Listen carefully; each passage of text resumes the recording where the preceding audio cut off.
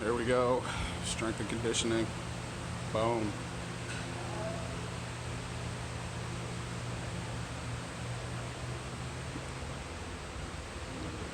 Getting it done.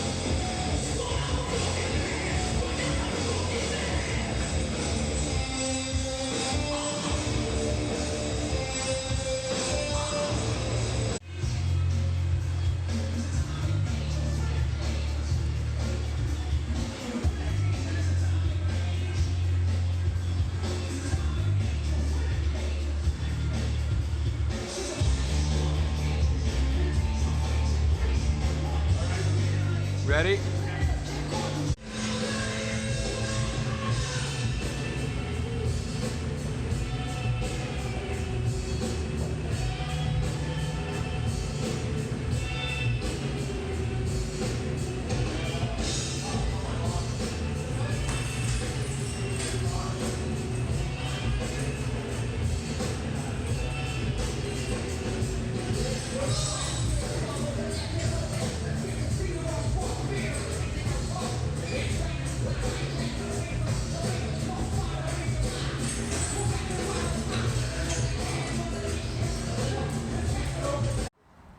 What's going on, peeps?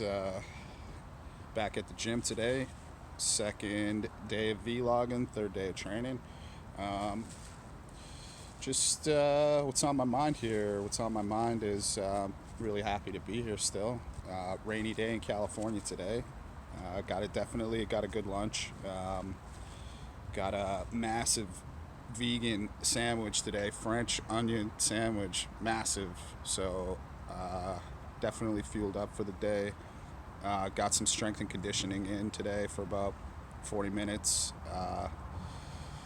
Had some good chats at the front, man, with Sloan and Gabe. Man, those guys are jokes. I wish I could kind of record some of that stuff, but it's so hard to like get that kind of thing on the fly, and pulling out your phone and sticking a camera in somebody's face and expecting it to just be a organic moment. Just it's not happening. So I'm not going to try to hijack moments like that.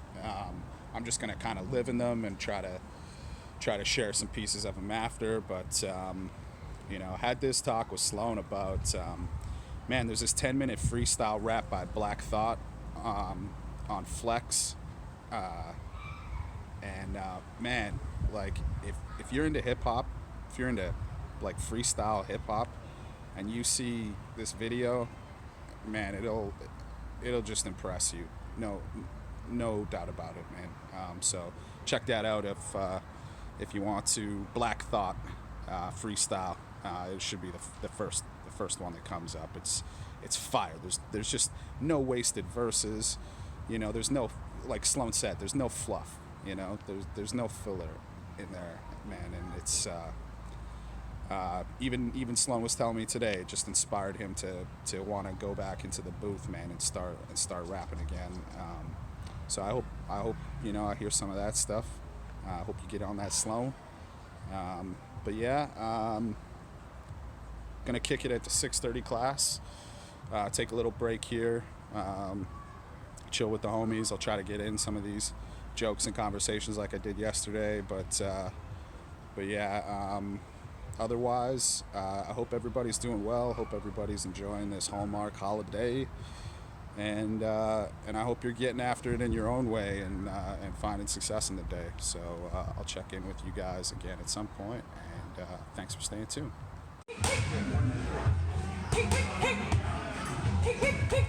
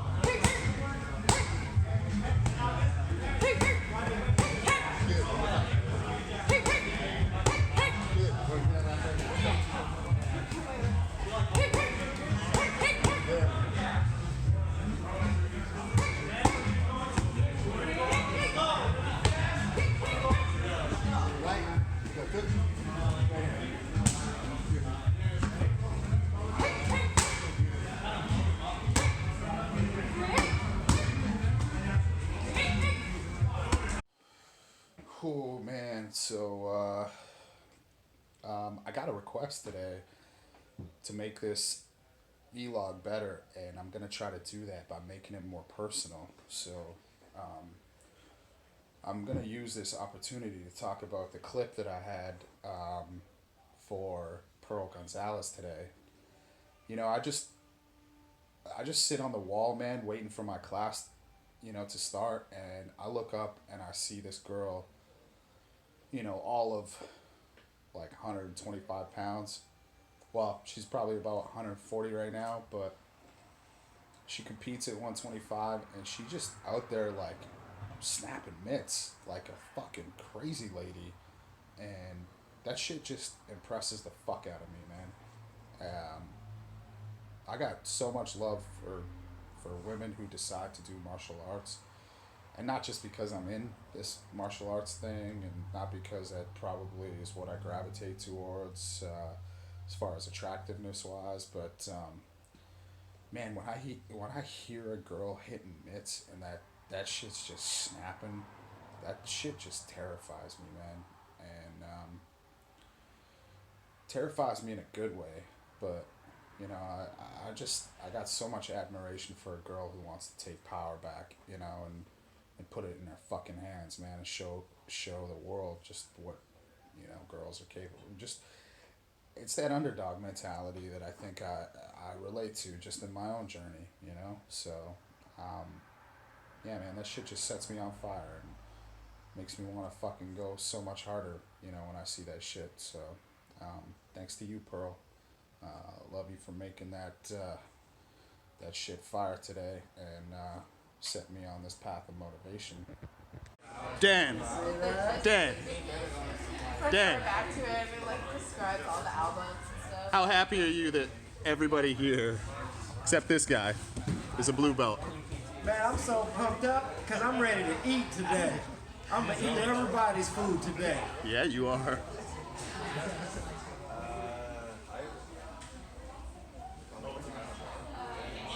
You ain't gonna eat shit, dog. Oh, look at that. Shit. You ain't gonna eat shit. How big's that bowl, Dan? Hey, as big as Danny Bowl, baby. Danny Bowl got a bowl and a spoon, and I'm ready to eat. Work it. This personal thing is really cool, man. I'm really taking a stock of these moments that I'm sharing with you, and thanks to Chad, man. Chadwick, I appreciate that advice, man, and just speaking from my heart and making everything personal and letting everybody into my journey as far as what's important to me and what I want people to actually see out of what I'm showing them, and maybe not so much letting interpretation just speak for itself. So I just want to talk about this clip with Danny Bowl, man. See this guy Danny, man. He's been so fucking good to me since I started at 10th Planet. Every time I come in the gym, he's got that fucking that swagger, man. He just he's calling me out, PDP from the other side of the gym, and man, that makes me so fucking happy every time that shit happens, just to be thought of as like a brother in that circle, just to be even considered a fucking equal with these guys is it's something you just can't express in words. It's something you can't express in these video logs I'm trying to do here. And I want to let you into my world. I want to let you really feel, what I feel when I'm in that moment. But I got nothing but joy, So if you've ever experienced the highest elation of joy, that's when I walk into that door, and these people are joking with me and they're asking me where I've been and how I've been doing and what I've been seeing, and man, this is I've never experienced anything like this in my life, and you know, it's an amazing thing. I'm so fucking lucky to be doing what I'm doing right now with the people that are around me. Um, just people of the highest caliber, man. You know, Danny's talking about bringing his spoon and eating from the bowl. Dude, that shit's real, man. You know, like he shows up to do work. You know, it's fun and games, man, but it's man's work. You know, it's woman's work too, but you know, we're all there to fucking do adult shit, you know, and I'm just happy that they think of me as an equal. You know, that's all.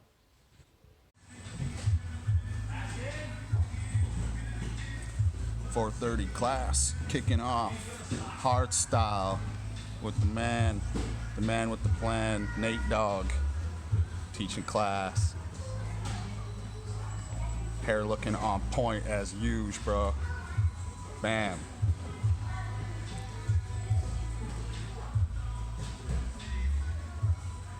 Got some good shrimps here. Shrimping ain't easy, yo.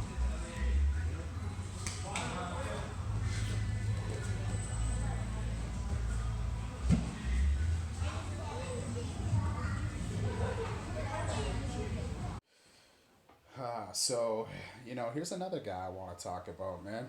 You know, Nate Fort. Nate Fort is just a super classy guy all around. You know, a great family man, a great jujitero, an amazing wrestler, and above all that, man, the guy is just so friendly. He's always got something good for you. He's always saying what's up to you. You know, like it's almost like you have to start the first jokes to get him to come back at you with some good natured ribbon, because he's just positive so all the time, man. Um, you know, I don't say enough about the people at the gym. I don't get to describe, you know, the relationships that we have, but sometimes I feel like they can't be. They can't be described unless you just sit in that moment with everybody. So, you know, Nate teaching 4:30 class. You know, that's a fucking cool thing because usually he's only doing 5:30 wrestling, and it's great to see him sharing his technique and just being a fucking really great ambassador, man, for 10th Planet. A really great individual, just a solid person all around, man, and I'm happy to know him. And I'm happy to run into him almost every day at the gym, and yeah, man, Nate, I love you, bro. So this is pretty much just a recap of you know, my day today. So you know, got to the gym probably about 2 in the afternoon, and spent about an hour talking to Gabe and Sloan. I think I touched on some of that earlier, but man, the conversations you have sometimes just affect you in ways that, you know, you're not even prepared for, and I don't know, man. There was something today that just I just felt like I got closer to people, you know, and that shit just you can't measure that, you know. There's nothing that speaks to the volume of that, you know. Even man, Sloan, you came up and talked to me about some shit and asked me something, you know, and gave me credit for things that I think were just maybe a little bit out of my league, but man, I so appreciated you for trusting me to, like, you know, take those questions on and provide you with feedback that you felt that you could use. And so, I don't know, man, like I was just so blown away that you even give a shit about what I thought about. So that meant a fucking lot to me, man. And even like Gabe, dude, you rolled with me twice today, and I felt like I got the best out of those situations. I don't know if that like that's selfish or whatever, you know, and I'm not trying to be that way, but man, I took so much out of those two roles tonight. Um, so what happens is so I want to explain this for a second here. So the guys at my gym, you know, they roll with me in a certain way, and that certain way is they don't give me any quarter. Um, you know, they treat me like I'm dangerous, and um, you know, I'm honored by it, but at the same time, you know, it you know, it makes me understand that what I'm doing here is pretty cool, man. You know, I'm putting a lot of work in, and people are recognizing that, and you know, not only that, but like I'm also changing people's minds about people like me, what we have to offer. You know, not just in a jujitsu way, but just in a whole life way. Um, and that's man, that's when I think about that, that's so powerful. You know, and there's a lot I got in my mind right now. There's a lot that I want to do with my journey, and there's a lot of people I want to help along the way. So you know, part of this journey, this helping people is going to North Carolina next week, and taking part in this summit. You know, courtesy of Brian Freeman. Man, like I don't have enough time or energy in my body to explain the love I have for this guy. So, you know, long story short, actually, you know what? I will provide a longer story later on in my vlogs leading up there, but just to touch on it right now, like the guy's an OG. The guy's just out there helping adaptive grappling become something bigger, you know, than how we found it. And you know, me and Brian really connect on this way that we want to leave. I mean, we're both at an age right now where, you know, we can see there's a time limit on our competitive efforts and energies, and what we're looking to do is make adaptive jiu-jitsu just something so big that when we leave it, we've affected it in such a way that it's healthy and thriving, and people don't have to fight for opportunities. They're just given them, you know.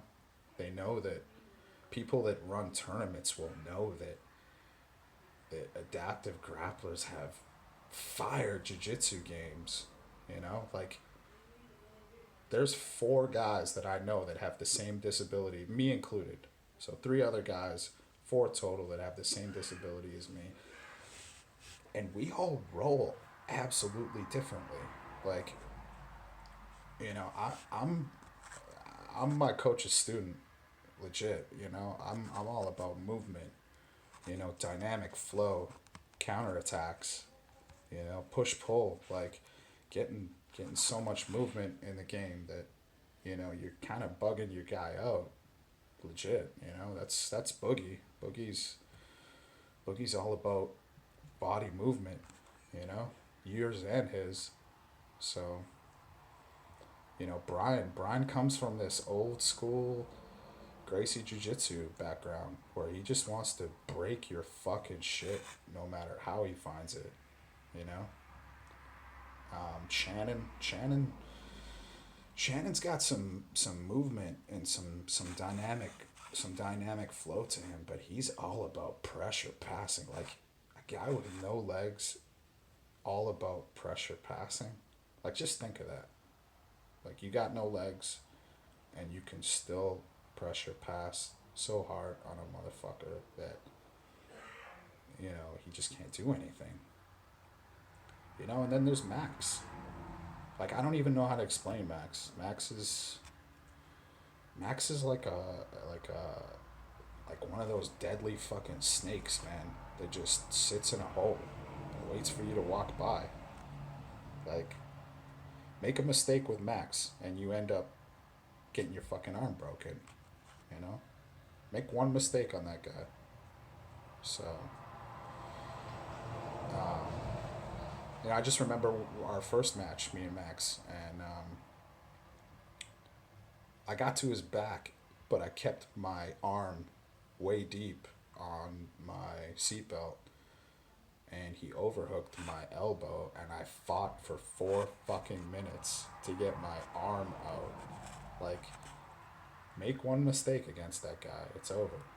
So, but the greater point that I'm trying to get at is like, there's 4 guys with the same disability who should kind of really, at the end of the day, have the same arsenal.